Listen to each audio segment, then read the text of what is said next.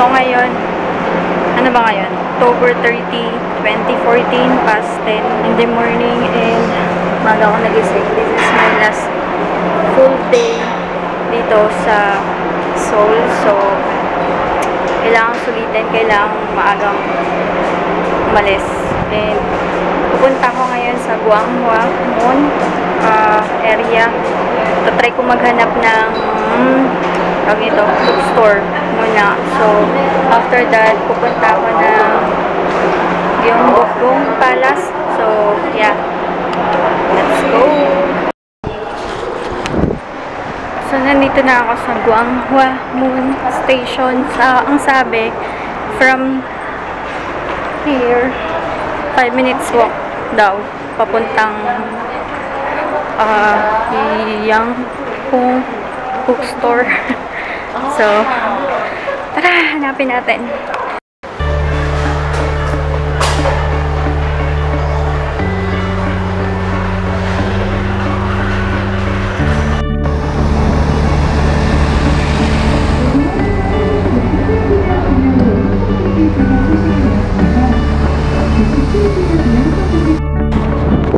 Okay, success. Nakita ko siya. So, dito lang talaga siya sa pinaka-left corner.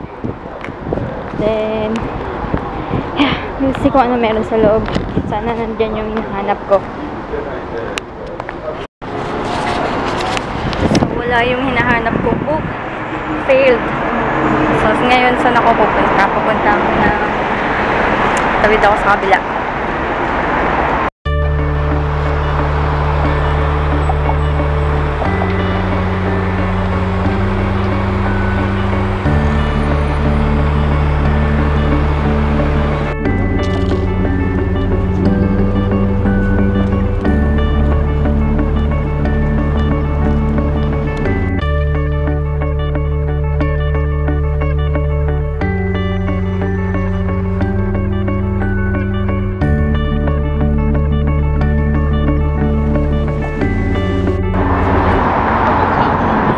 Event dito ngayon.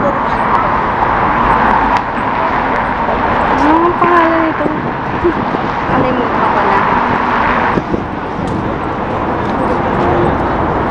Doon na yung Gyeongbokgung. Gyeongbokgung. Natatanaw ko na dito. So, may pupunta ako doon.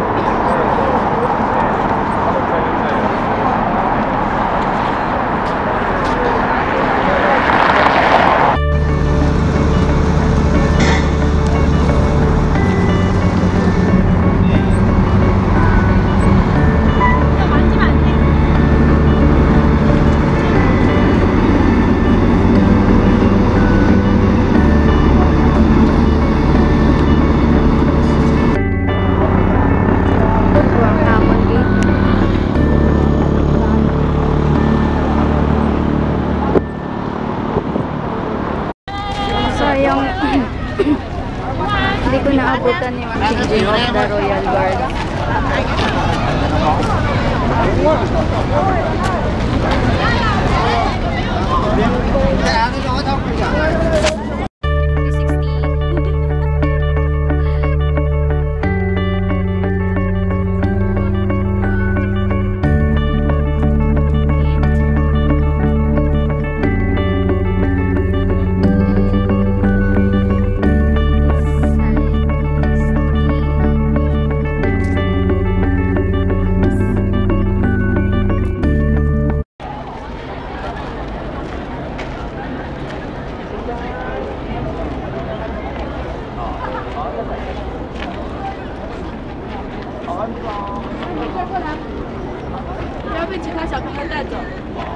Ito yung gusto kong subukan, kaya lang walang kasama kasi walang kasamang mag-picture. Kaya sayang. Kasi kung gusto mong mag-try, dapat ikaw mismo or yung kasama mo yung magkukuha. Sayang. Next time.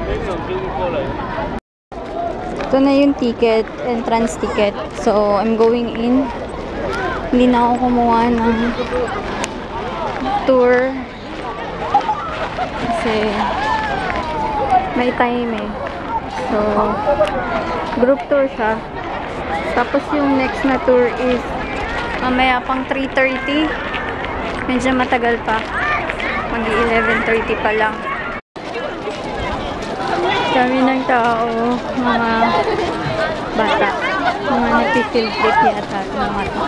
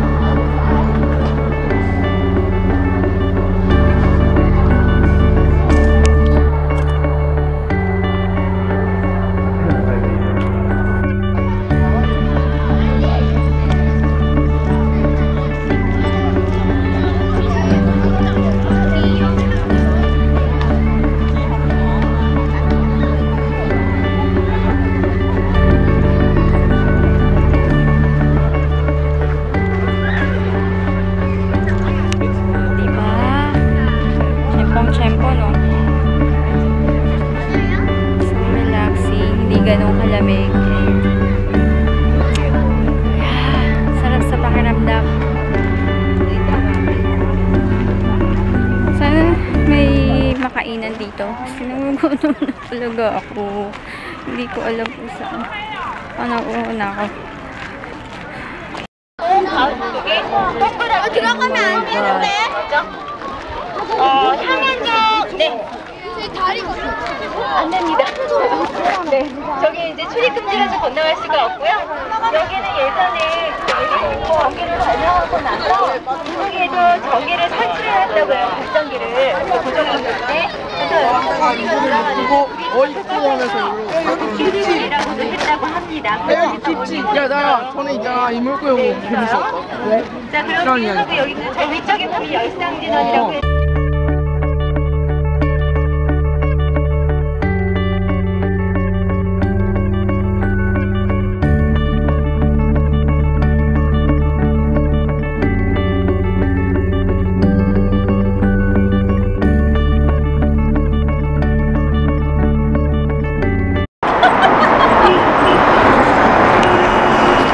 Gigising ko lang past 3 na ng hapon and punta ko ng Sichon.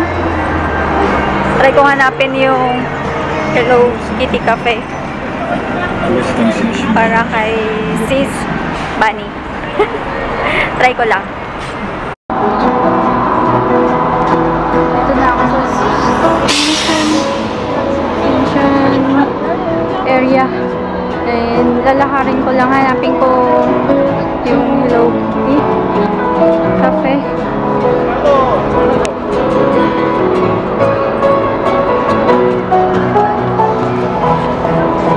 Hindi pa man ako naglalakad, feeling exhausted na. Sakit na ng paa ko. Ilang araw na palakad-lakad.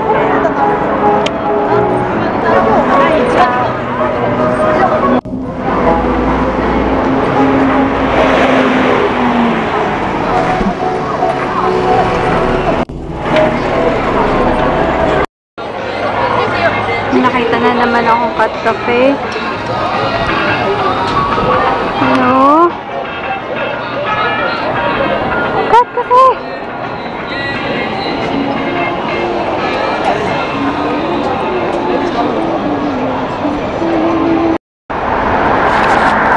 Hindi ko makita yung Hello Kitty Cafe. Kanina pa ako paikot-ikot. Grabe, napagod ako haba ng nilalakad ko. Yan. Starbucks na lang. Pagod eh. Balik na naman ako sa station. Sorry, Sis Bunny. Failed yung paghahanap ng Hello Kitty Cafe. Next time. Or sa susunod, ikaw na mismo yung hanap nun. Ikaw na mismo yung pupunta. So, having merienda dito sa Shenzhen. Sarap. 2,500 per plate. Sa loob ng Daiso. And hindi ko alam kung magkano. Ang alam ko kasi sa Daiso, dalawang price lang naglalaro eh. Diba ako na? Check ko lang kung anong meron.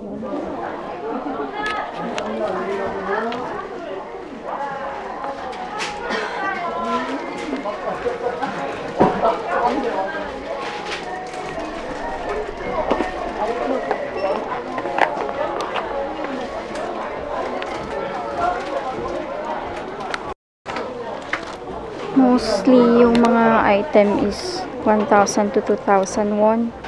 So, I think mas mura dito compare sa UAE.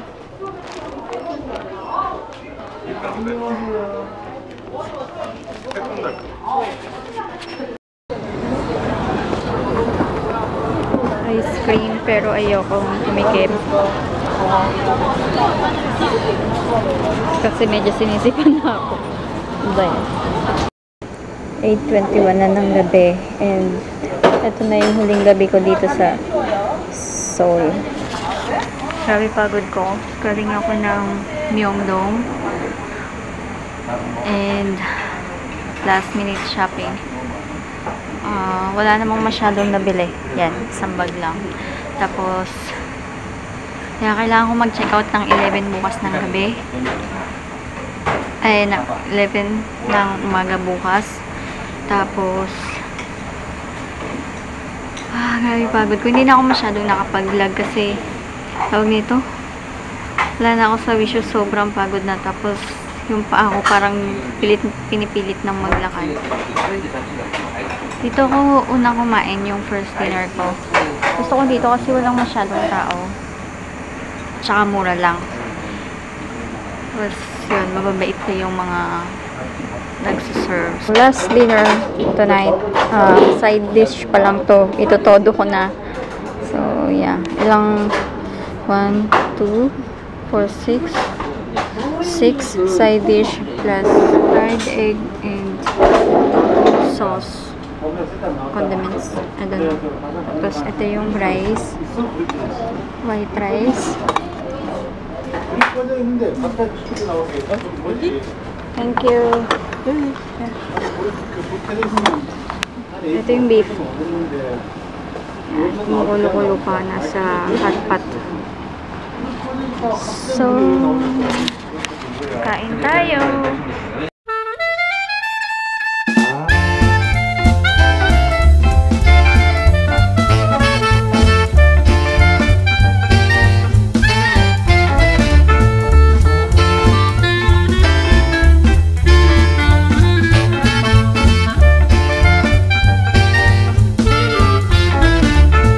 Kailangan ko nang mag-ayos ng maleta. Kailangan ko gumising ng maaga bukas na hindi ako malate. Kasi kapag na-late, may bayad ng extra charge 10,000 per oras. Yun. So, whole video soon. Good night, guys. Thank you for watching as always. And yun, kay Sis Bunny, yun nga kanina, hindi ko nakita yung yung Hello Kitty Cafe. Yeah, ang hirap niya hanapin. And siguro, hindi lang talaga nakafocus yung utak ko. Kasi, yun nga, kasi hindi naman siya talaga kasama sa itinerary ko. So, parang, basta, sorry talaga. I'll see you guys tomorrow. Good night. Thank you for watching. Bye-bye.